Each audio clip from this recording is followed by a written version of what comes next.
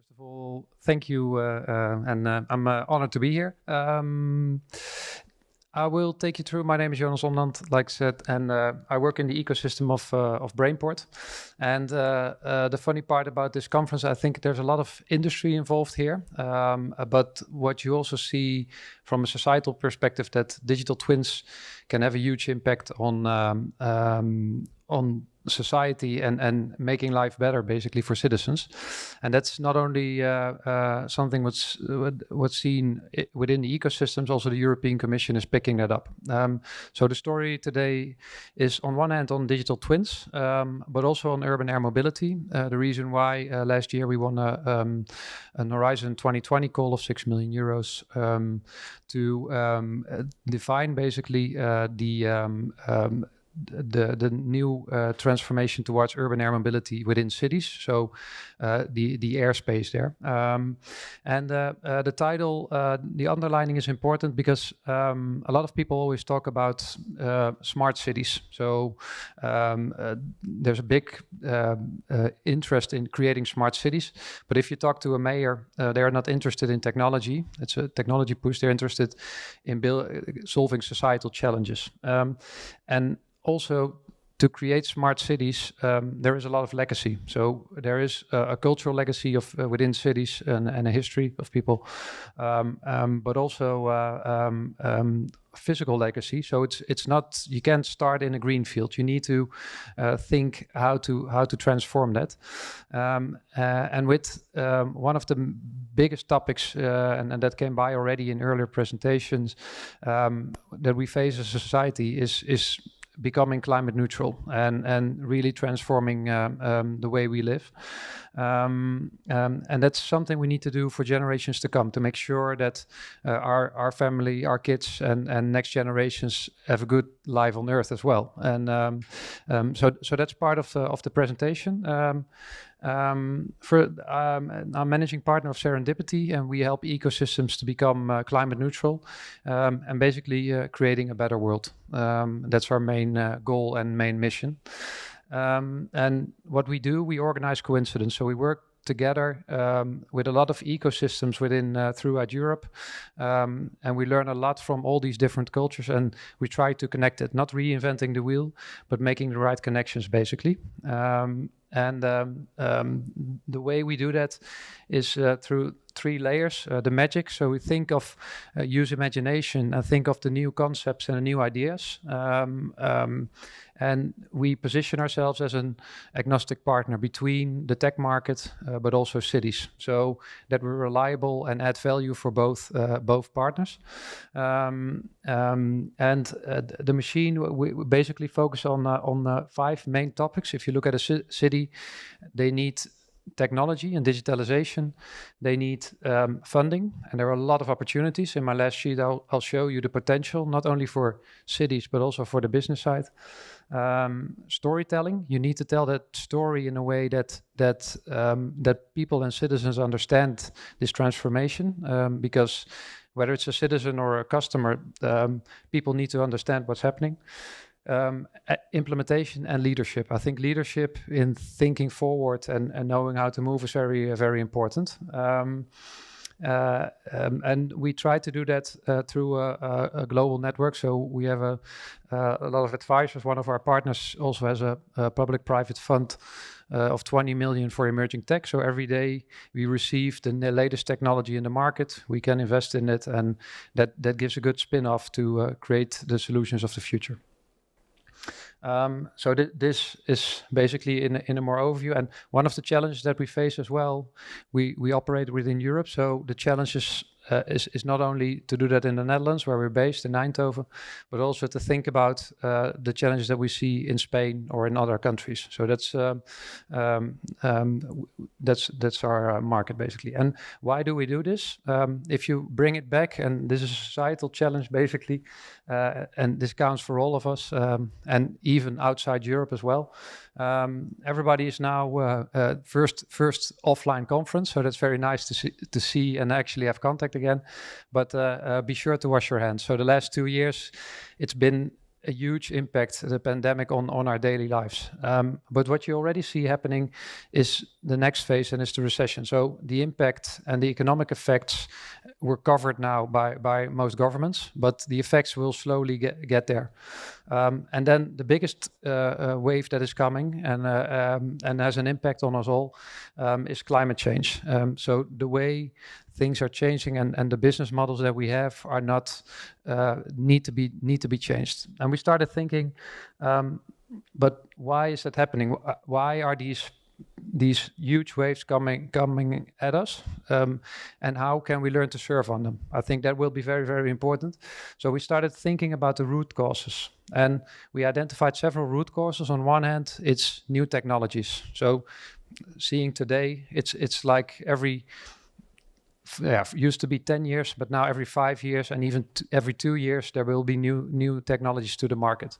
And the implementation of these technologies goes faster and faster. But a lot of cities and ecosystems can't cope with that.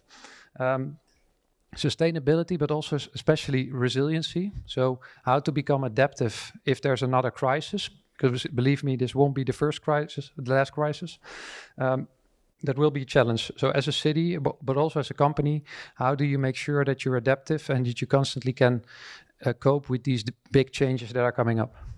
Then a big issue is silos. So we're organized in a way where everything and data especially is divided in silos, so you don't have the cross-sectoral results that you want. And I think a lot of people are seeing that, but that's a big challenge. Humans and technology, AI, what are the ethics? So everybody looks, in essence, technology is neutral, but how do we want to apply it? How far do you want to go in that side? And the European Commission is very specific in that, on facial recognition and these types of things. So there will be a lot of regulation on a European scale to think about how we cope with technology. The potential is huge, but how do you safeguard the public interest? And then data ownership. I heard it at the table already this morning as well. Very nice to have digital twins in healthcare, but who owns the data? One of the biggest startups in the world, I fully believe in, is Estonia, where they already did that for 15 years. And people always have control and insights into their data. And I think that model is a model that will be translated in Europe and probably on a global scale as well. So that's a huge transformation also for Google and Facebook and all these companies. And it's happening. So there are a lot of legislations coming up to regulate this. This has been seen by the European Commission, and the President von der Leyen I was really impressed about this. If you didn't read it, download it. It's a very straightforward document where she explains what the mission is for Europe for the upcoming 10 years. A union that strives for more. So we're one, and we need to cope with this. And within that paper, she explained in a very simple, clear way that everybody can understand. There are 6 main lines that she gives her focus to. And 2 of the main topics that are really relevant are the Green Deal and digital transformation. So number 1 and 3. Number 1 is Frans Timmermans and Vestager is the commissioner on that. And they are coming with very big legislative packages on digital and Fit for 55, which will give a lot of regulations on how to move forward in this transition. But they also facilitate this. So with the recovery fund and the European budget of 2,000 billion euros in the upcoming 7 years, there is a lot of investment going on to accelerate this.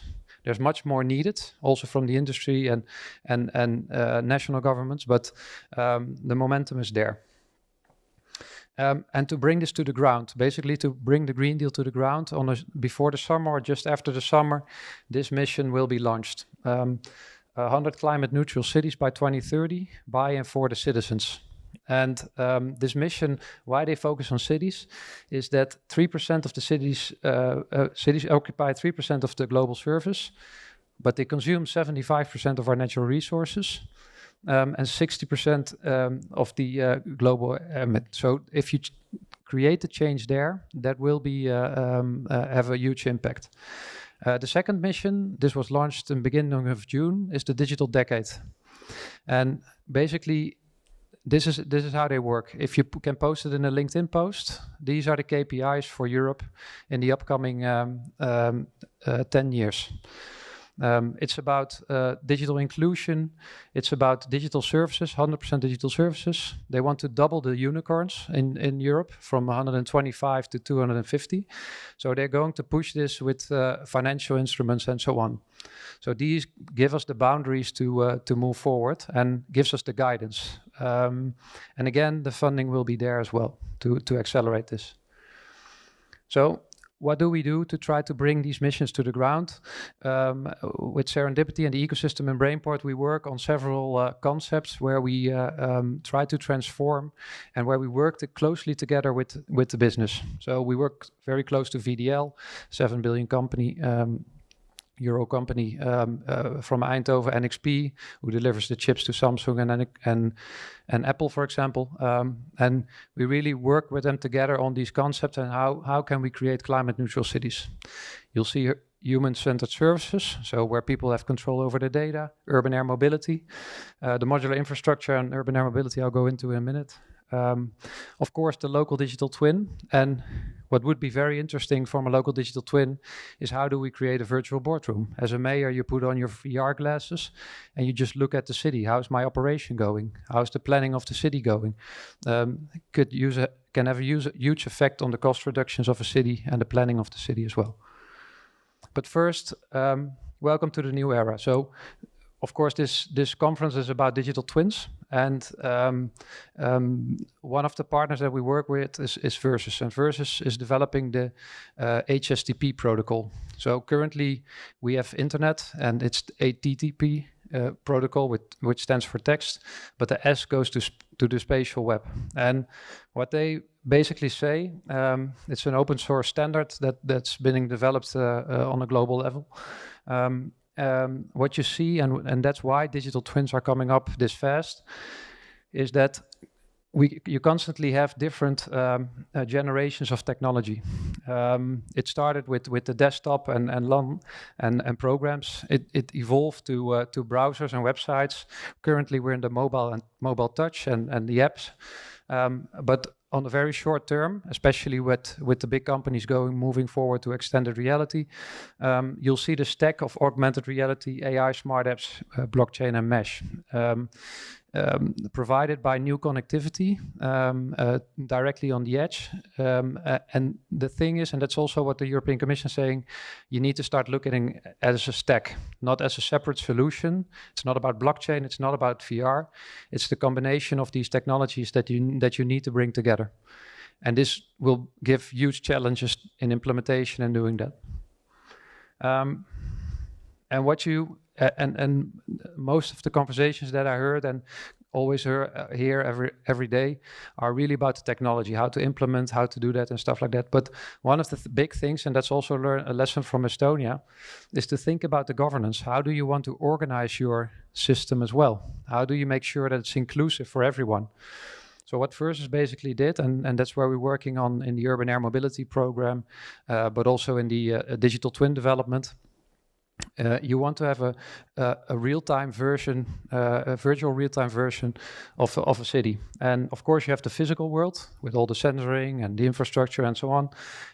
Connectivity is the key. Without 5G, it won't be possible because you don't have the low latency to create autonomous connectivity and interaction. And then maybe the most important part, on top you see the layer of the new. Currently, we're working with apps and visualizations, but it will move to that extended reality. But then it will be very important to bring together location, activity, and identity, basically to govern a digital twin and to automate that process. So what we're doing is that you have the whole level of technology, data, and so on, but the operating system of a city, so the digital infrastructure, to create interoperability between all these different sensors, technology, and data. That's what we're building, and taking in concern that interoperability is key. Security is key, privacy is key to eventually get trust. So end users will start using it and trust this system. This is what we currently are implementing within 5 cities within Europe, specifically for urban air mobility. But the good thing is, this is an operating system for a city. So you can apply it in your business. You can, what they're doing in the US is doing that for warehousing. And you can connect basically every single, whether it's Amazon, Azure, or you want Amazon or Azure, you can both connect it because it should be technology agnostic. And from a city perspective, then the question is, okay, but how can you apply it? So what are the use cases that we see? And the good thing, and especially for cities which are very fragmented, so have a very high cost in IT and stuff like that, we basically say, okay, you invest once and you have many societal challenges that you can solve. The picture in the middle is from Helsinki, where they can do a heat mapping of the city to measure, okay, how do we create climate neutrality? Where do we need to do interventions, basically? What you see is the virtual scenario planning and predictive maintenance. I think I don't have to tell you, because during this event, we had a lot of conversations on that. But especially community-driven circular neighborhoods is very interesting. So, for example, in Amsterdam North, you see a floating neighborhood, which is completely circular, but that neighborhood is built with the community. And you want to develop this in a way that people first see, okay, what are our needs? How are we going to do it? That's perfect scenario for in a digital twin. So. And you need to have it once, and then you can co-create a neighborhood with the community as well. So the application field has so many offers, and this is what we're bringing towards cities, basically. And eventually to create a more effective ecosystem and to create sustainable, resilient, and livable cities. What's happening in the world? If you look at how cities are using digital twins, you see virtual Singapore. Singapore is very far ahead if you look at digital transformation compared to a lot of Dutch cities, I must say, or European. And you see the first business cases coming there as well. So an interesting part, by the way, on cities, it's not only the city administration, but also the large real estate companies who have a lot of benefit for that. And cities need to start thinking as well to really cooperate in ecosystem. Other example in India, I think it's they first built the city in a digital twin and then actually start building the city. So to see all these different scenarios on how to do that, to validate it with end users as well, and that's the way you want to work. That's the way it will move forward, and it won't be in 10 to 15 years, but most mayors are starting to realize what the impact of this technology will be. In Europe, there's also a lot of happening. So underneath, you see already some big consortia that are actually building digital twins currently. With the Recovery Fund, you see that accelerating. For example, Bologna will have huge investments there as well to start moving forward. Helsinki is, I think, one of the best examples and one of the examples in Europe that are really progressing. But also the Port of Rotterdam. So ports are very interesting. Stadiums are very interesting to follow. And the investments there are very, very, very high. So the movement is there, and the challenges are becoming more and more visible as well. So the role of the government is getting there. But then the second question is, well, nice to create a digital twin and see the potential. Let's again bring it one step further to the ground. So like I said in the beginning, we won the Horizon 2020 call on urban air mobility last year. And together with a consortium, we're working on that. And since I'm working on this project, I look at the world from a very different perspective, because it's very strange how many cars we have, how many bikes we have, everything. We're like ants on a very short, especially in cities, in a very short, small area. And if you look at the sky above cities, there's a huge potential to do things differently. But it's also a huge potential and momentum. Remember, we're entering a new era to think about, does everybody need his own flying car? Are we going to shared mobility? And are we going to produce electric hydrogen driven drones? That industry is developing in a very, very rapid pace. And the NASA, but also the European Space Agency, we're closely working together with them. They're developing a lot on basically urban air mobility. And my personal opinion is, I don't think we'll get a lot of last mile delivery, but especially the transport of bigger goods, like the examples given yesterday as well. That will be one, and also the rooftops. So will be very important for personal mobility. In Sao Paulo, they calculated if you want to have a very big percentage of the mobility into the air, you need 32 rooftops to cover the whole city. Well, it's interesting from a city perspective. If you start planning now, how are the roads going to look like? Yeah, if 50% or 40%, I don't know, goes to the air, how many roads do you need? So these type of questions are rising, and this industry is accelerating. It will take probably 10 years before it really gets to the market. But currently, cities are planning their city, the roads and everything. So since that time, this is a huge business that's coming up, and not a lot of people are seeing it. So that's what we're doing, and the good thing about it is there's not too much traffic literally in the air.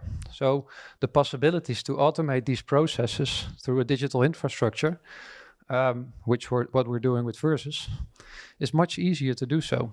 The European Commission is seeing this as well, and the question that they raised is, okay, what legislative boundaries do we need to set for the urban airspace above cities? So within this consortium, we're working on a governance model and a framework. We're working on a regulatory framework to automate policy into machine-readable code, which is translated into the technology. If a drone drops out of the air, who is liable, for example? How do you measure it? We're working on the geospatial digital infrastructure with Versus to secure that it can be automated, that it's interoperable. One of the other very exciting but also scary things, to be honest, is also the ownership again of the data and who owns the drone itself, and who decided and who created the algorithm that actually gets the interaction between the drone and the person. So an identity scheme, it's not only about our identities as humans, but also the interaction with the identity of things. And interoperability frameworks. So to secure that that cities are not depending and get vendor lock-ins, but secure that there is always interoperability. For example, connectivity, if you go over the border, now and then the network drops. So these type of things you need to cover to make sure that the operation is not bothered. So what we're doing is we're working on the resilient city, the sustainable city, and the city of people within this within this proposal. And the people is interesting as well. So what is the social acceptance? We need to investigate within the living labs that we're working on. Okay, how do we cover noise pollution or visual pollution? And how do citizens react on that? So within the 5 living labs that we're working on, we test these with very concrete examples to see. And of course, it's a smaller group, so and the volumes are lower. So if you have a swarm of drones, that will make more noise than just one drone. But I know almost certain that the rooftops will be very important in that sense. Who are we doing this with? So Euro-USC is one of the top certification and standardization organizations. Brainport is in the lead. Serendipity, we work together with University of Maastricht. Nalantis, very interesting company that is expert in translating text to machine-readable code. through AI. First, as mentioned earlier, and maybe most important, we believe in learning by doing. So what we arranged is 5 living labs throughout Europe, also to validate that the things that we do are applicable in Tartu, so in Estonia, in Finland, in Oulu. We work on the high-tech campus in Eindhoven, which is a small test bed with all tech companies involved. But also in the city of Saragossa, where we're going to test it during a big event. So then you need to have a parachute on the drone, because if it drops down over a crowd, all these type of things we need to cover as well. So very interesting. Then the second question that we had is, but how do you translate that into a digital infrastructure? A lot of examples today as well, but how do you do that in the outer space as well? What we see, and we work together in this with VDL, which provides electric buses, and has 107 companies within the ecosystem of Eindhoven. And the world, basically. And they had constantly questions, like Signify came to them, can you make a pole for us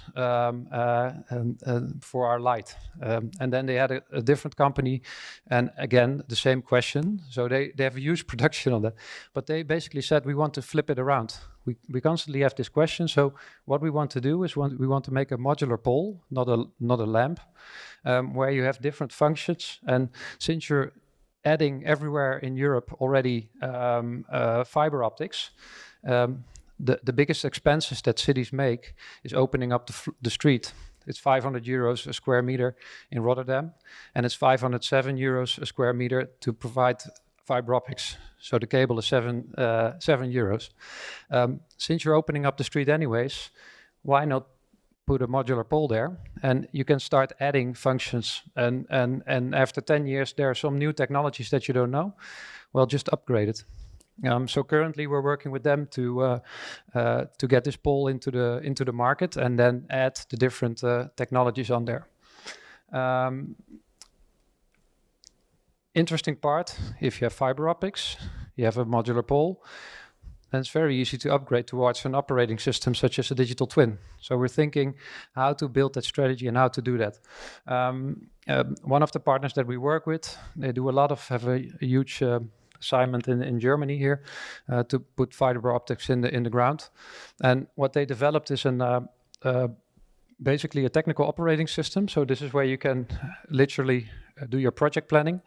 But then you can also directly convert it to virtual reality, and you walk through that area. So the operation, the people that are actually opening up the street, they can see, okay, these cables are under the ground, and that's a huge business case, because they need to pay $1 million a year on lawsuits if they touch a cable under the ground. So by using a digital twin in this case, you get a lot of insights. And it's very easy to add it on there. So eventually you go towards a virtual boardroom for a city to see, okay, what's happening there. And then you can move forward to what I heard these days, to scenario planning, to all these different AI possibilities and so on. But then you have one of the biggest challenges. It was touched upon yesterday as well, and that's interoperability. And for cities, it's even worse, because you need to do that in a open and transparent procurement process. So for a lot of tech companies, it's very difficult to enter the government market. And the biggest bottleneck in that is interoperability, integration, and procurement. So what we're currently developing within Flying Forward is the digital toolbox, which is, to make it very simple, it's a web shop.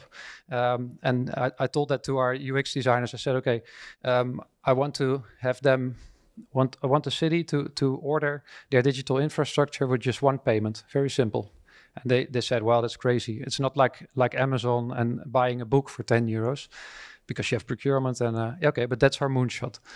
So, and through a very simple and UX flow, we're working towards that mission. But we know that cities need to have European procurement directives.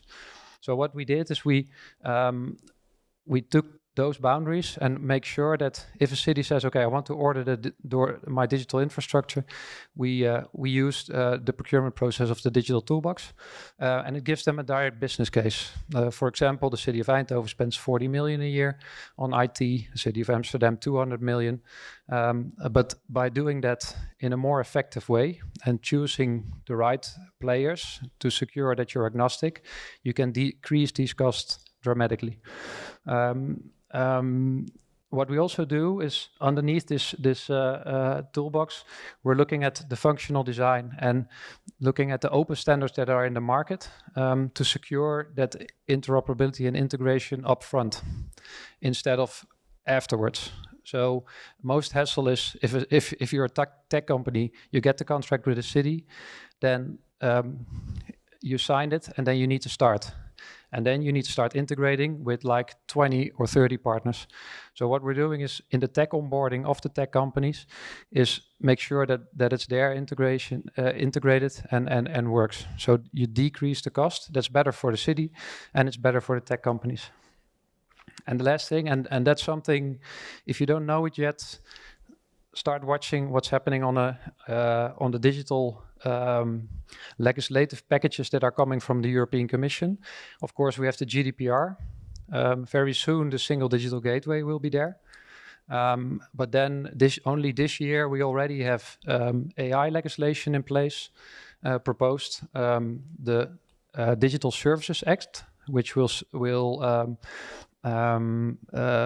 put a directive on the use of platforms within Europe, eIDAS 2.0 on digital identity. So they're like the Data Governance Act, how to share public-private data. So all these regulations are proposed only this year. It will take 2 years before it's there, but it will have a huge impact also for tech companies to implement. And that's something we're analyzing now, what's happening there, and try to automate it into the digital toolbox to secure upfront that okay, I'm on the platform, I know I'm compliant. And these bottlenecks are like the big challenges for cities and for tech companies. So basically, that's the overview and the functions that you see there. Then the last sheet, I said I would save the best for last. If you look at what's happening within Europe, you see the total investment that is there for the upcoming 7 years, and that's 2,000 billion euros. And on the left side, you see where the money will go to. One of the big challenges that is there is that money is fragmented. So the challenge is how to get to the money. And the Next Generation EU, the 106 billion, that's the money that goes to the recovery funds. And that money is not only for government, but it's also investment for companies to really, against very favorable conditions, to really make that transformation towards digital and towards a green and sustainable world, basically, and Europe. So if you want to know more about this, we're very in depth in this topic as well. Funny part, for example, the European Investment Bank is now called a climate bank, and they're actually thinking about a business case for trees. So what is the business value of a tree? So just to give a bit of an overview, how they are thinking. It's not only about this money, but it's also about a different approach and different business models. And that leaves a huge opportunity also for the industry and the business. So never waste a good crisis, and let's have fun. Try to start surfing some waves, the waves of disruption, basically.